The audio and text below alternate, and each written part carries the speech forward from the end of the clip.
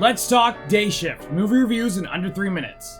This Netflix original movie starring Jamie Foxx and Dave Franco is an action comedy vampire hunter movie. Right off the gate, this movie hits you with an awesome action piece with Bud, played by Jamie Foxx, taking on a vampire. The story is pretty simple. Bud, going through some marriage problems and has to provide for his daughter, is pretending to be a pool boy, but he's actually a vampire hunter, who is also accompanied by Seth, who is played by Dave Franco, who is a part of the Vampire Hunter Union. Meanwhile, our villain's master plan is to take over LA with a bunch of housing units so that they can move in a bunch of vampires. I find it really interesting that there's a Vampire Hunter Union in this. It's funny to hear all the guidelines they have to follow and also all the rules that Bud violated in his past. Also how overly strict they are, and it's also really nice to have a vampire movie that has quite a bit of lore in this, which this movie does. This movie has some top-notch action, which is to be expected with the director from J.J. Perry. He has done a lot of stunt work and second unit directing in Hollywood on a ton of action movies. This is also his directorial debut. This movie has a ton of gore and violence and some awesome vampire kills. And it's just fun to see Jamie Foxx take them down. There's a lot of vampires getting scorpioned in this movie, which was hilarious. And if you don't know what that is when you smash your head into the floor really hard, making your legs go over your head. We get a brief guest star from one of the best action stars in modern day, Scott Adkins, playing a Russian vampire hunter with Steve Howey, who plays his brother. There's a big fight scene that they're in, and it is badass. Tons of different kills, and one of the coolest reloads I've seen in movies in the